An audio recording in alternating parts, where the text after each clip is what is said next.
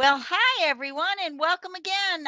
We are so excited that you guys are joining us during Martial Arts Week.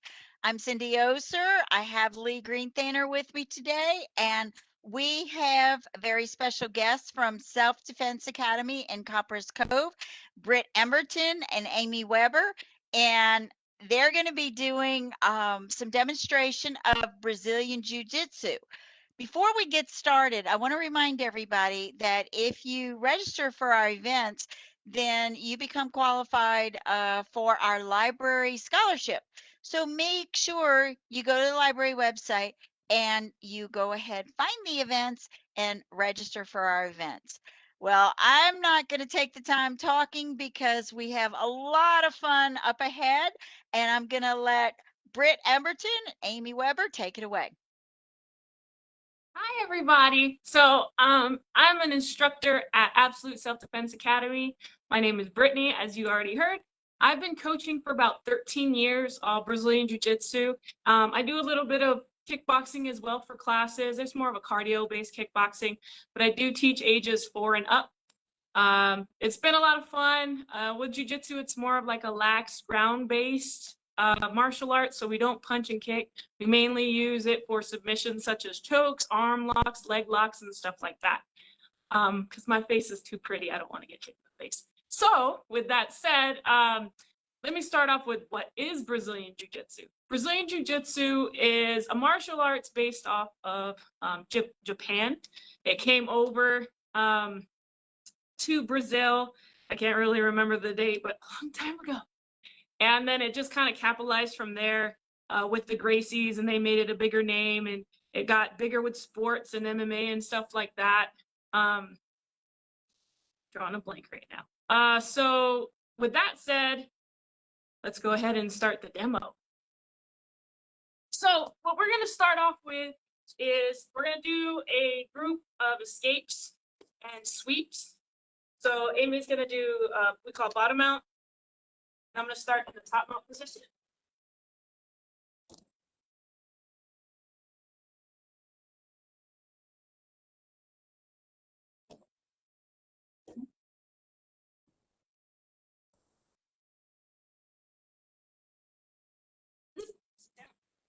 Let's get it out of our X. All right. Down and guard.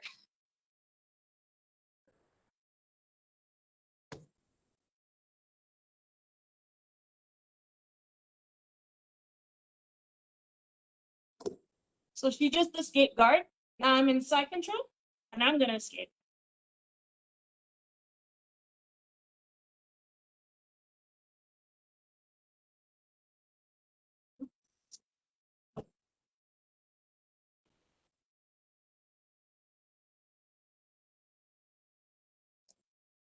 Ready? Scoot down. Ready?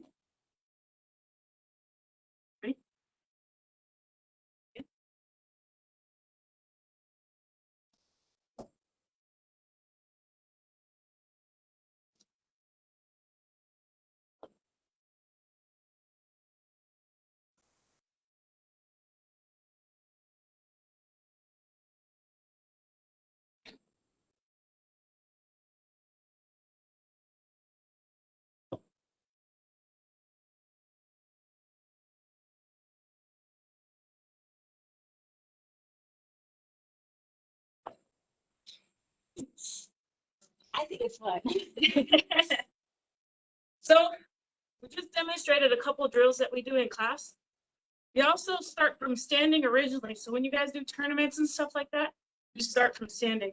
Jiu-Jitsu is a very good workout, very essence and purity of cardio. So marathon runners, people that do that kind of stuff for a living, come on the mat, their cardio is nothing. And it happens. So it definitely is a good way to lose weight. I'm going to show you guys one throw called Ochigari or Ogashi, which is a hip throw. Yeah, different throws. There's so many different types of throws. So the throw that I'm going to show you guys is called Ogashi. Ready?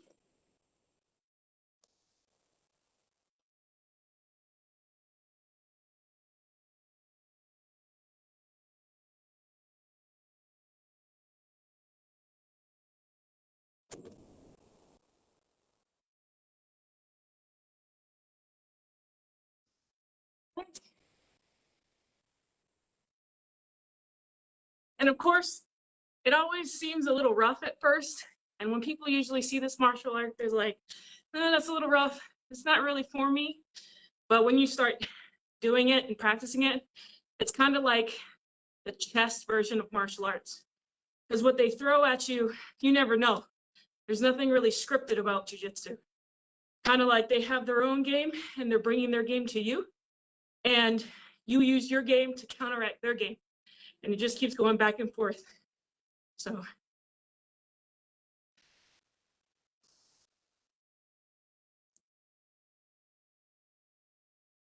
Can I ask a question? Yes, ma'am. All right. Well, in jujitsu, it seems like a lot of what you guys were doing, especially when you were on the floor. Yesterday, Sifu Henderson said something about most fights, if you get attacked, are going to end up on the floor.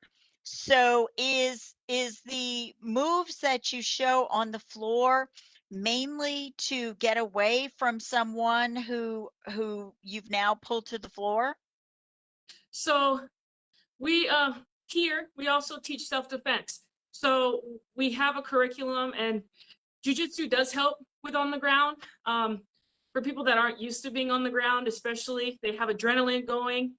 They don't remember the things that they've been taught or stuff like that. But when you're on the ground all the time here, you kind of get used to it.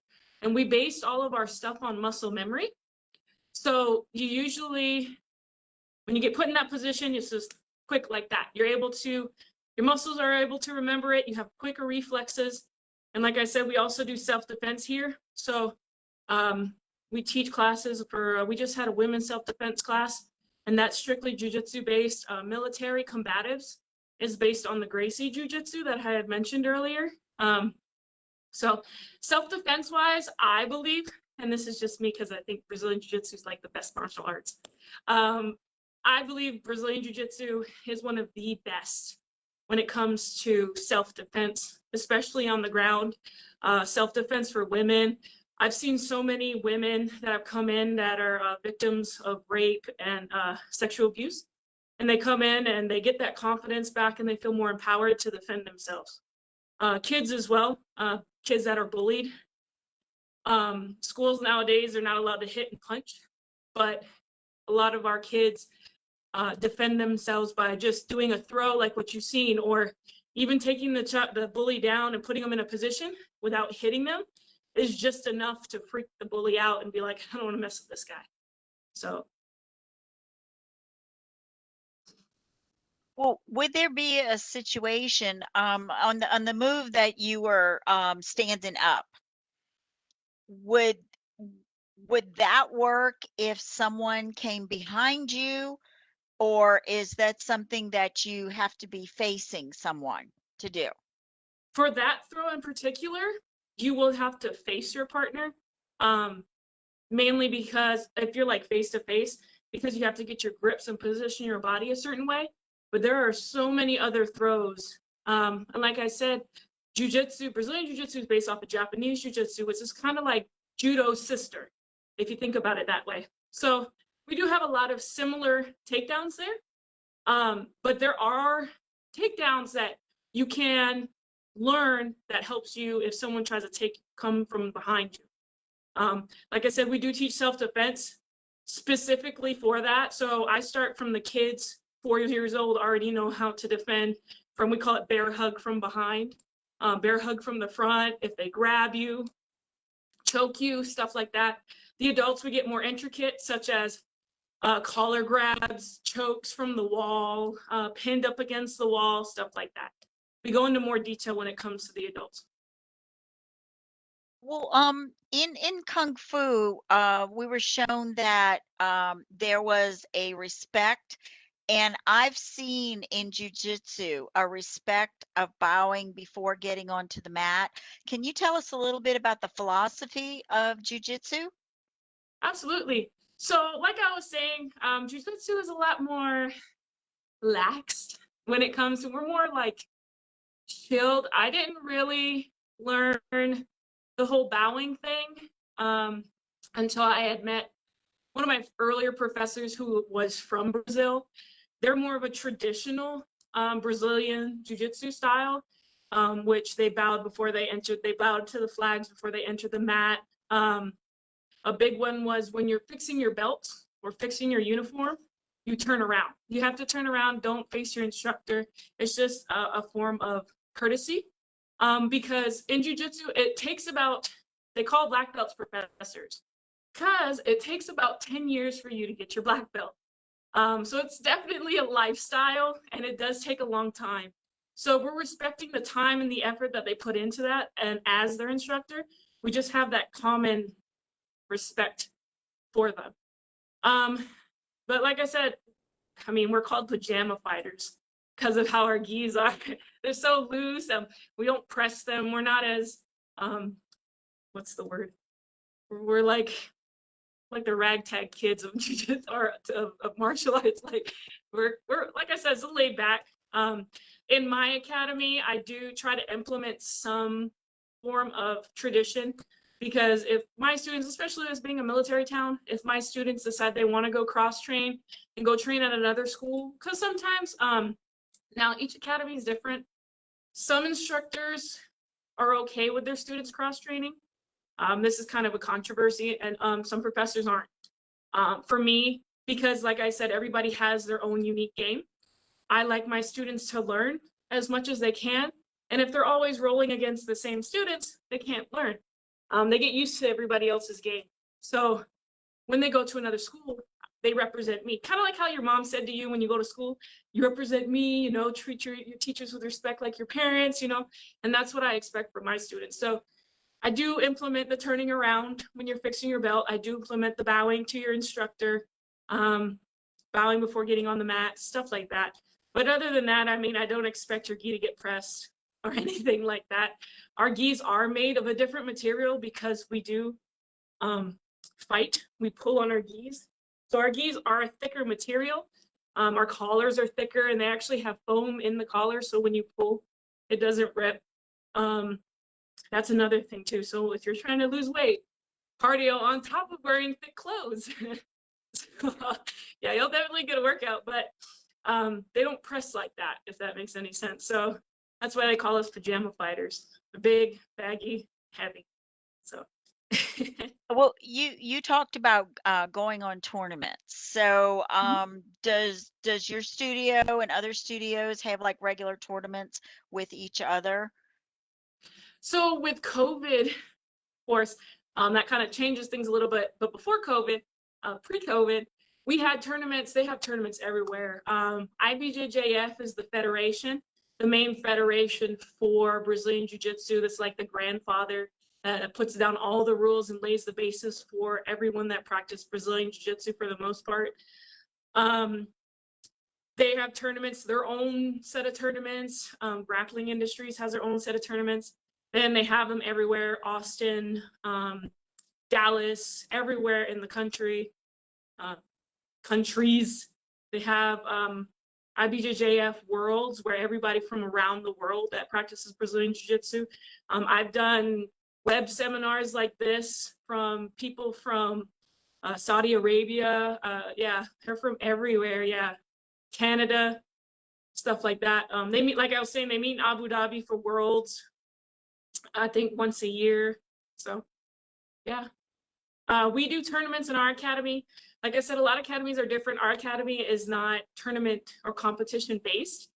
Like I said, we're more relaxed and we kind of enjoy the love of jiu-jitsu, the art of it, versus being a competition school.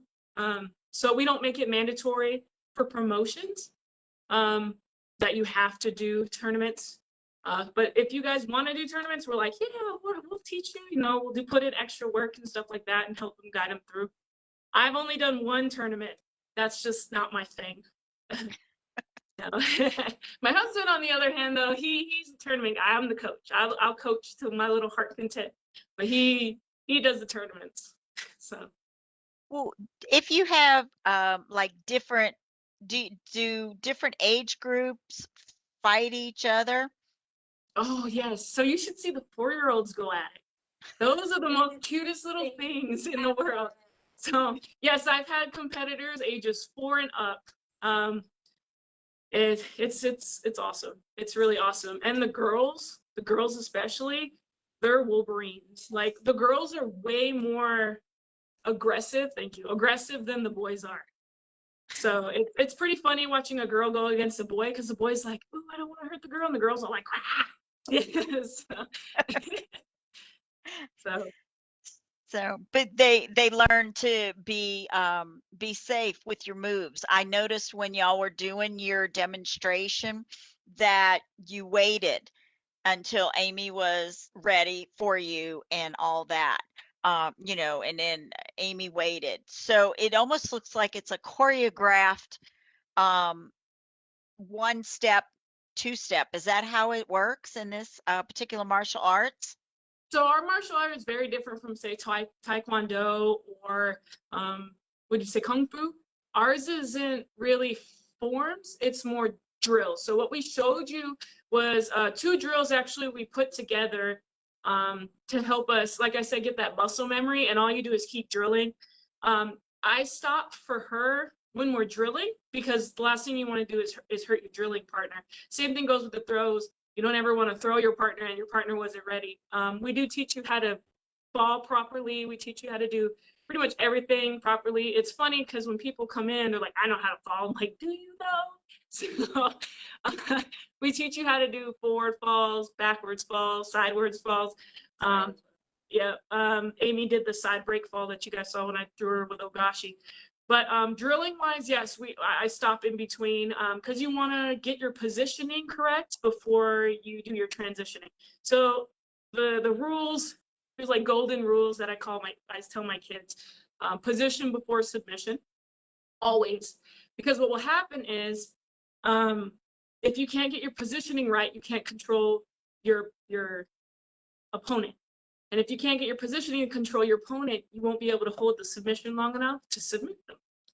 So yeah, there's stuff like that. Don't hurt your training partners, of course. But when we're actually rolling, that's a different story. It's way more fast paced. It's a lot harder to do demos when it comes to jujitsu because all the flashy moves, you have to use momentum. So when it comes to Brazilian Jiu-Jitsu, it's you use momentum and leverage against a bigger and stronger opponent. So with me doing it to Amy, Amy's way lighter than I am. So it's harder for me to use her weight to help launch me up into, it's like the sweep I used, I would have used her momentum and her weight to help me get on top mount. Same thing goes with escapes are the same way. So when it comes to rolling live, like sparring is what other martial arts will call it, we call it rolling. When you're doing it faster and quicker, it's easier to use their momentum and you can do a lot more fancier, flashier moves. I didn't show any submissions this time, but maybe next time I can show a submission, or maybe if we had enough time I can show maybe 1 or 2 chokes from back mount later after the questions if we have time. But there's so many different types of submissions that we can do from every position that we teach. Okay. Well, you mentioned wait, what, as a self-defense again, um, what happens if you're, 85 pounds, 5 feet tall, and somebody way bigger comes up? Are you able to use this martial art um in that situation?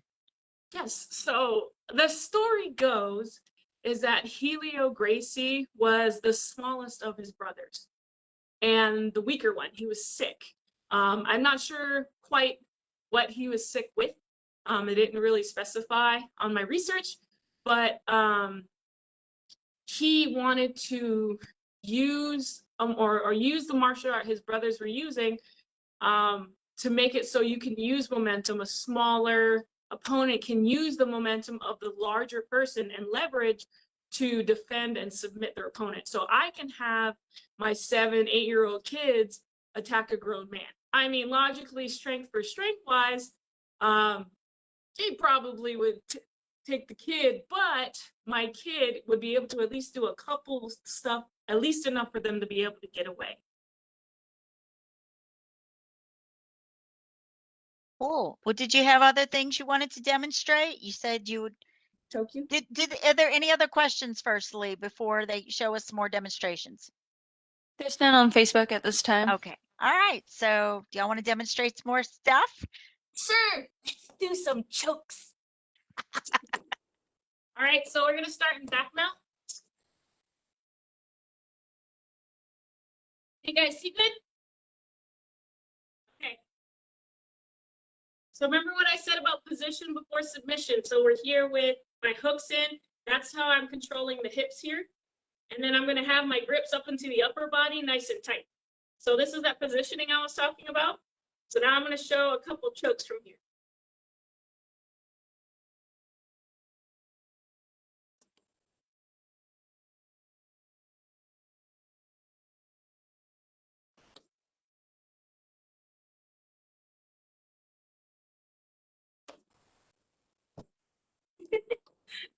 There's chokes.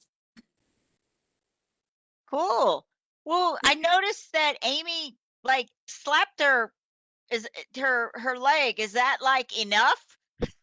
Yeah, pretty much. So in jujitsu, you tap your partner to let them know, okay, you got me. Oh, yeah. okay.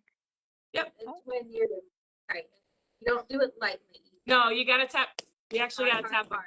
Because like I said, in the heat of the moment, when you're rolling against your partner, your adrenaline's going, music's playing, loud noises, you yelling tap, especially if you're getting choked, you yelling tap, you're not gonna hear you.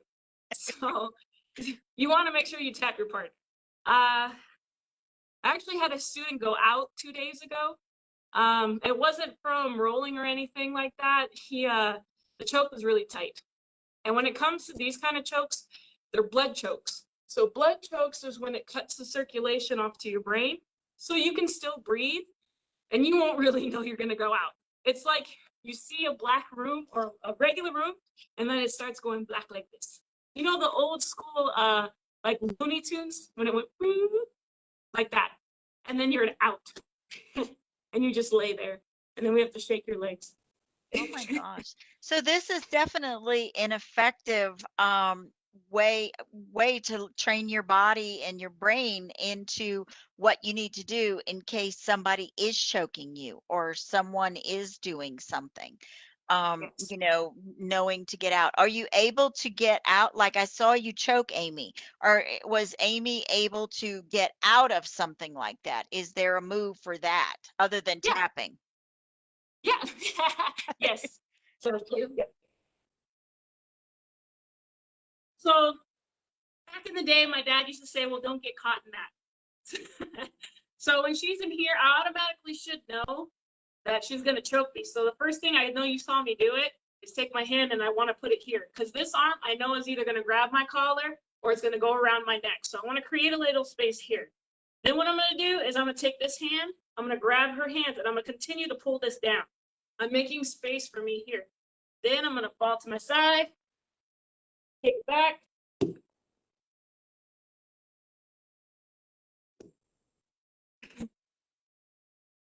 Okay, so you can get out of that.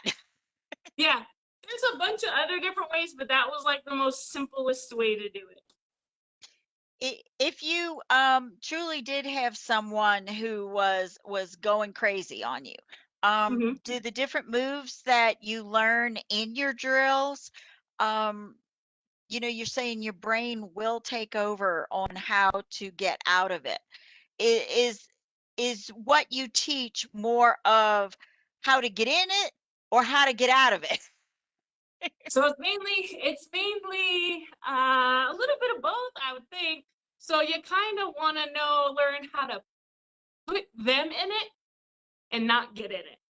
So our biggest thing is drilling. So keep drilling, drilling, drilling, drilling, keep practicing these moves to the point where it becomes second nature. You don't have to think about it because you're quicker when you have to think about it. So I don't know if you saw when Amy put her arm over my shoulder, I went like this automatically.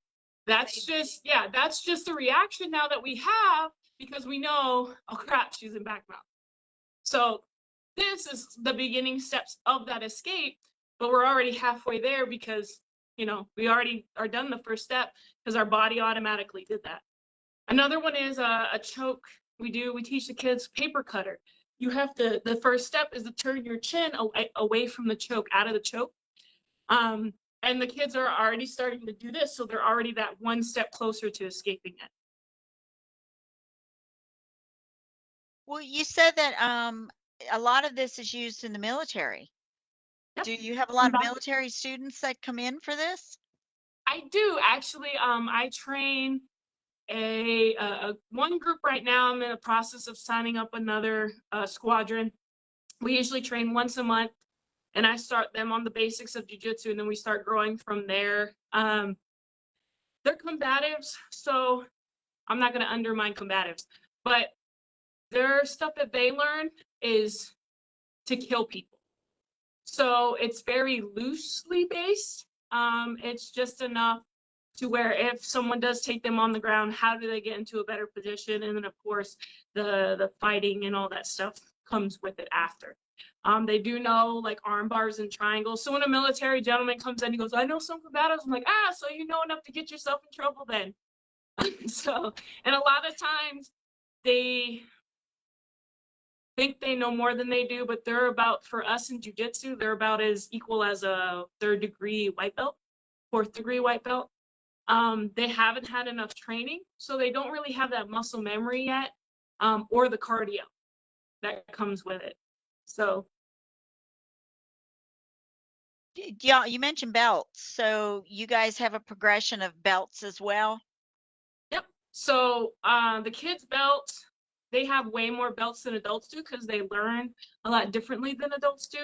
So they have every 3 belts for every color that the kids have. So kids is white, gray,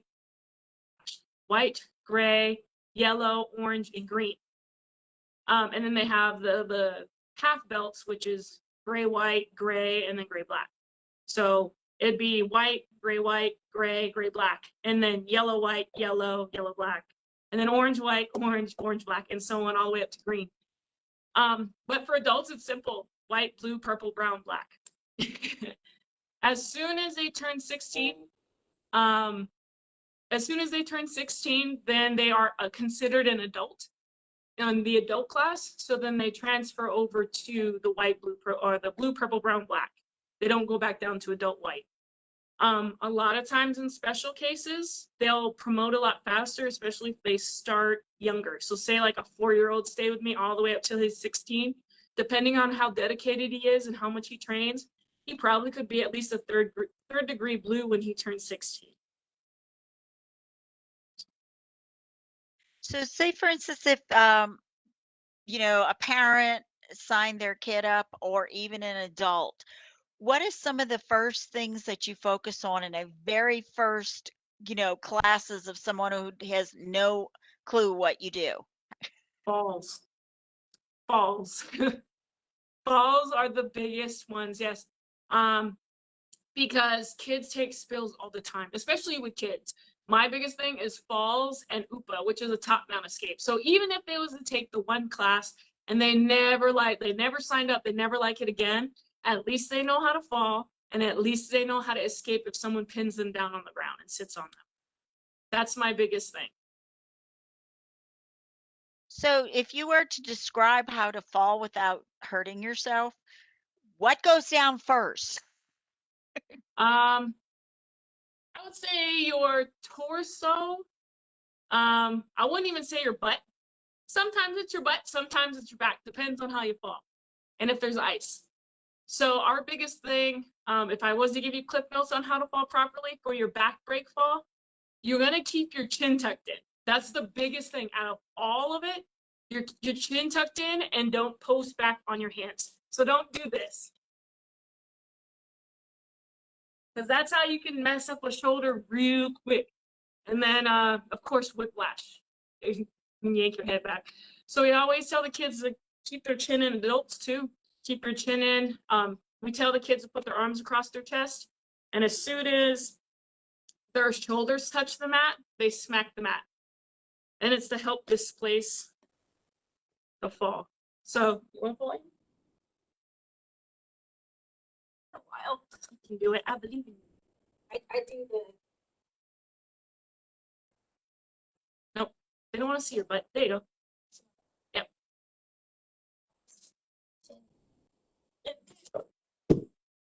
Oh, I'm a lot lighter. So I haven't done that. like that. And then she keep their chin tucked in so she doesn't hit her head on the mat. So how our mats are, we have Judo Mats. So we have foam pieces that are like this big underneath plyboards. And then on top of our foam mat, which is like this, the blue mat is like this thick. So it's like super soft. It's like being on a springboard. So here is a time, if they're gonna hit their head, I'd rather them hit their head on this than go outside and bust their noggin on concrete. So we always harp on them to keep their chin tucked in. It seems like that position would be difficult for someone who was coming at you to attack you too, because if you fell like the first way that you showed us, it would be easy for them to grab you. But if you were curled in a ball, it would be harder for them to grab you.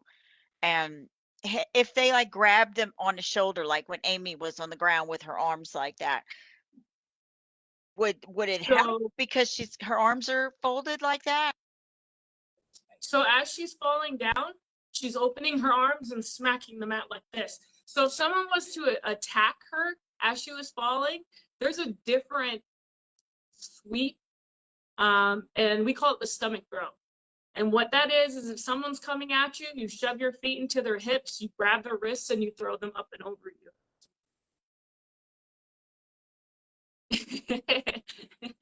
I would demo, but we don't have enough room.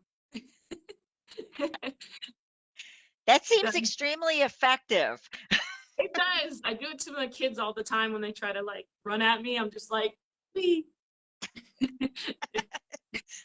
So the kids at your studio get to go fly as well, right? Yeah, yeah, we play with them all the time. They do fun drills, and all our fun drills that we do are based off of um, stuff that we do in class. So a game that we play is called Dragon Tails.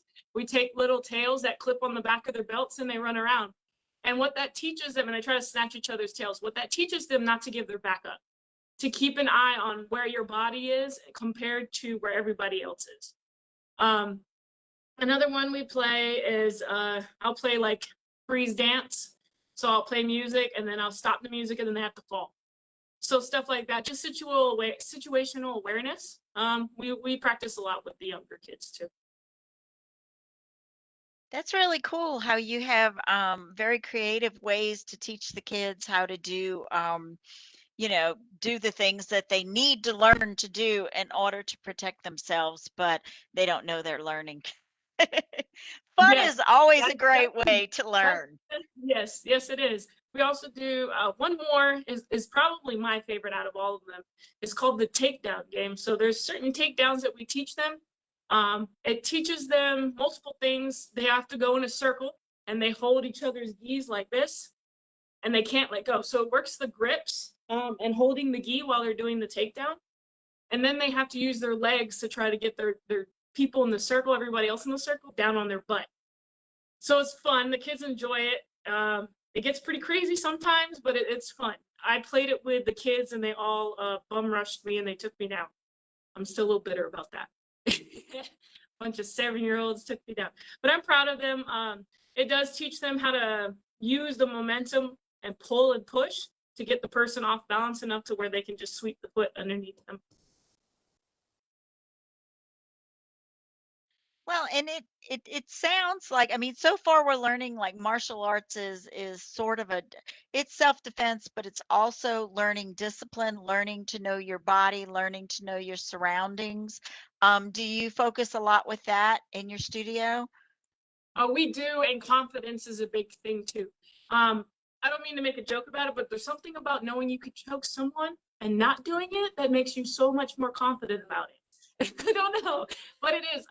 I've had kids, like I said, that have been bullied. I've had women that have been beaten down, and then they're here for a couple months, and by then their first stripe, usually it's when they get their first stripe, they feel so accomplished and they're holding their head high and they're happy. I have kids that are sad because dad's deployed or mom's deployed, but it's just something about the camaraderie here, because it is also a very close martial arts. We're pretty much sweating on top of each other and all that stuff.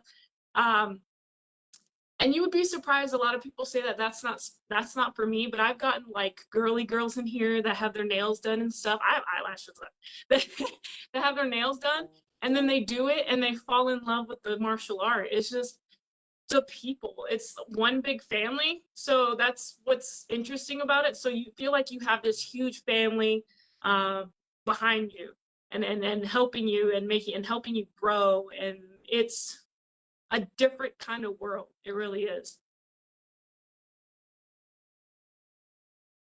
Well, this is really cool that you know, you're giving us a glimpse into your studio. Hey Lee, do we have any questions specifically about jujitsu? Or really any? Mm. Lee? Didn't hear you. Lee is just It being froze very for us. short and precise. So, well, I know that you have to. Oh, I know that you said you had to go by 1 o'clock. So I want to.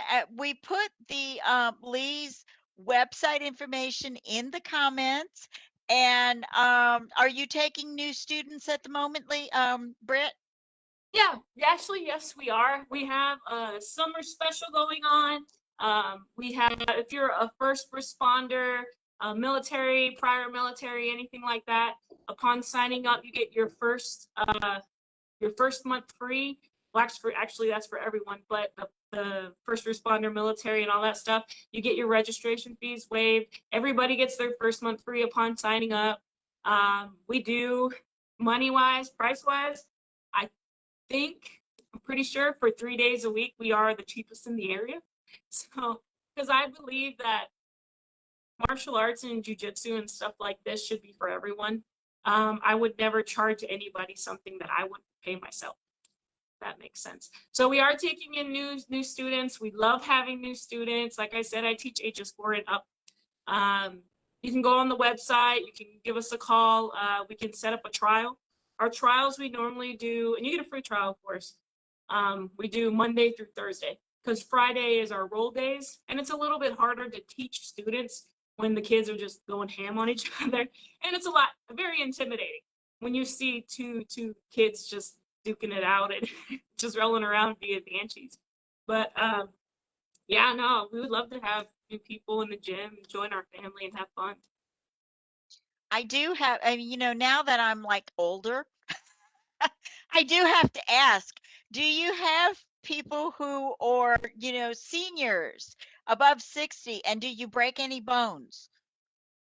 So I won't lie to you, toes are a big thing. It's not very common, but and that's why we teach you how to fall. A lot of times, if there is an injury, it's because something was not done properly.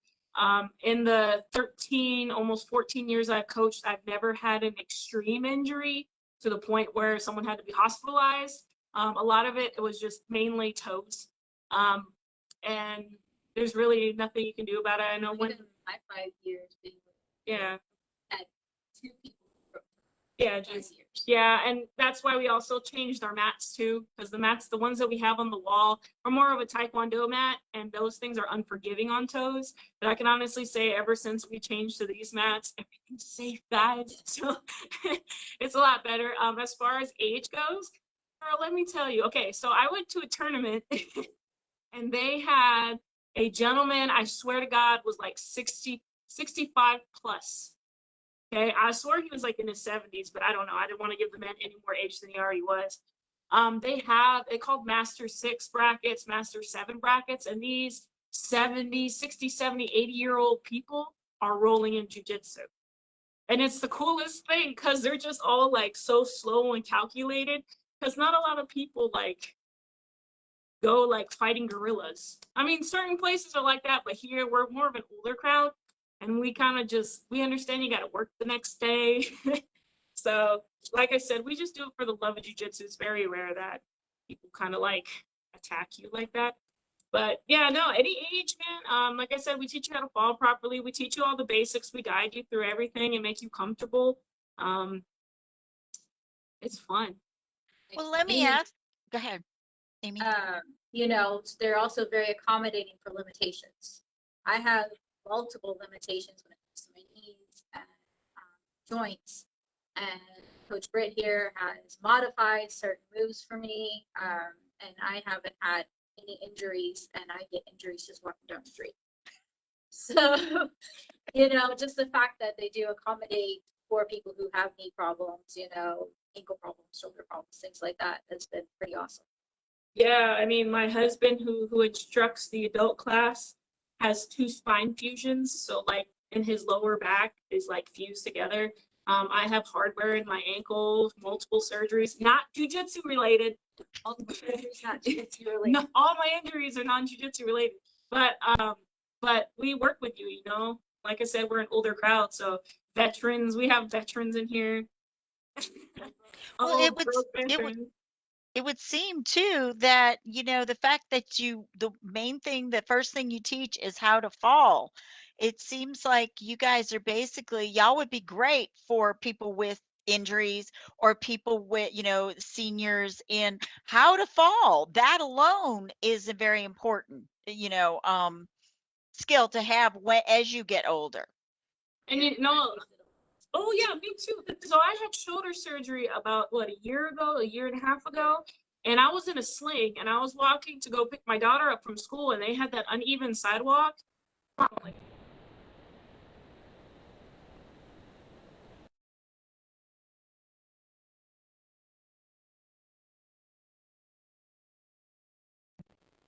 my foot caught on the lip. Fell forward. All I can think of was stand on the bring my arm out. So the first break ball, we fall like something. So I just held my head and I put my forearm on it and it felt like I was actually so sad, but I was crying. I was like,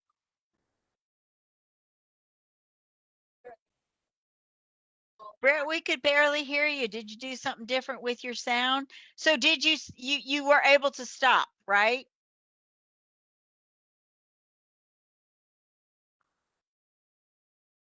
Uh-oh. can you hear us? Yes, yes. So you were able to stop with your arm in the sling? Yes, I was. We're good. We're good now. So, all right.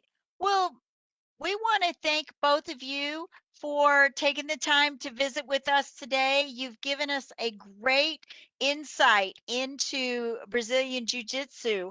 And, you know, a lot of people, they hear about all these different martial arts and they have absolutely no clue. You know, when they think of martial arts, they think of Jackie Chan, you know, flipping and kicking people in the throat. Jiu-jitsu, they think it's karate.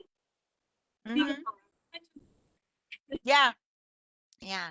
So, you know, we you know, are very excited that you have shown us a little bit into your world of what jujitsu is. So, we want to thank you. We want to thank Amy for being the victim, the one being thrown. And you know, everybody, if this looks like it's something that is right up your alley, especially learning to fall down. I fall down a lot. I'm gonna have to learn how to fall down better. So you know, make sure that you check out her website, and we will be featuring another martial arts tomorrow. We're going to be featuring Taekwondo with the legacy martial arts of Harker Heights. And so, you know, make sure you tune in tomorrow at noon. And for those of you who keep following our CTC astronomer, we have another night sky tour this Monday coming up at noon, and next Wednesday we're going to have our winners of our talent contest. So it's summer, you got nothing else to do, it's too hot to go outside. Go join a martial arts and watch our virtual events. So Yes, yes. Thank you guys again. And you guys have an awesome day, but don't go away. And Lee, if you will take us out. Bye, guys. Thanks again for coming.